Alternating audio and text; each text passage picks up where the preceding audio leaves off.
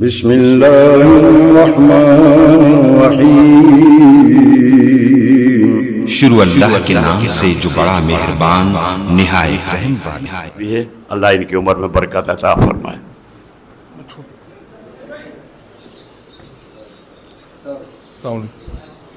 اعوذ باللہ من الشیطان الرجیم، بسم اللہ الرحمن الرحیم۔ میں سب سے پہلے تو اپنے تمام پریس کے صحافیوں کا انتہائی دل سے شکریہ ادا کرتا ہوں کہ وہ بڑے شارٹ نوٹس پہ یہاں پر تشریف لائے۔ اس کے بعد میں اپنے تمام علماء اکرام کا، جو قاری الہدیٰ صاحب، اظہر حمدانی صاحب کی قیادت میں آج یہاں تشریف لائے ہیں ہمارے پاس ہماری شارٹ اس دعوت پہ۔ جب میں نے قاری صاحب سے اور اظہر حمدانی صاحب سے ڈسکس کیا کہ جی یہ قوم، یہ ملک ہماری ماں کی حیثیت رکھتا ہے، اور آج جس طرح لوگ یا سوشل میڈیا یا کچھ لوگ اس کے اوپر اور ہماری پاک افواج کے اوپر جو الزامات لگا رہے ہیں، تو اس وقت ضرورت ہے کہ ہم سب آگے نکلیں اور ہم ان تمام چیزوں کی مزاحمت کریں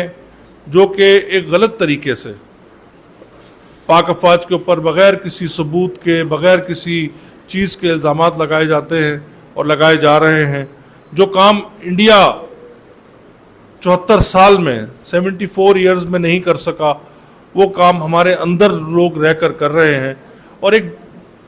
دیوار کھڑی کر رہے ہیں عوام اور پاک افواج کے درمیان، ہمارے اداروں کے درمیان، جو کہ ایک انتہائی غلط کام ہے۔ جو ایک محبت میں سمجھتا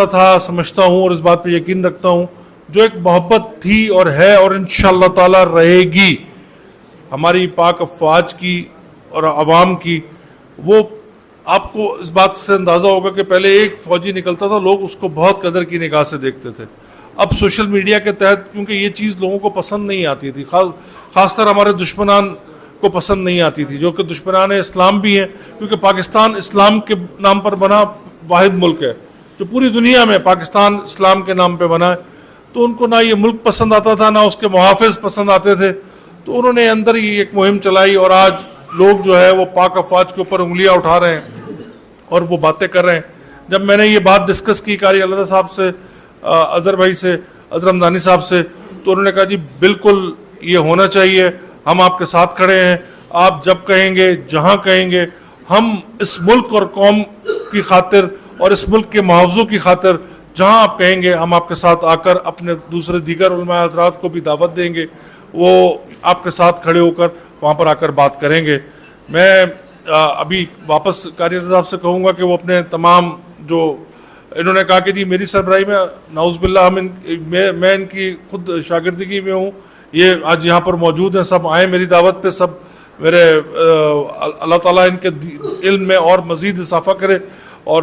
میں ایک دفعہ پھر شکریہ ادا کرتا ہوں۔ تو انشاءاللہ تعالیٰ ہم آگے بڑھاتے ہیں۔ میں چاہوں گا کہ سب 2-2 3-3 منٹ مختصر سی بات کریں، تو قاری صاحب ان کا تعارف بھی کرا دیں، اور آخر میں پھر سب کا شکریہ ادا کروں گا۔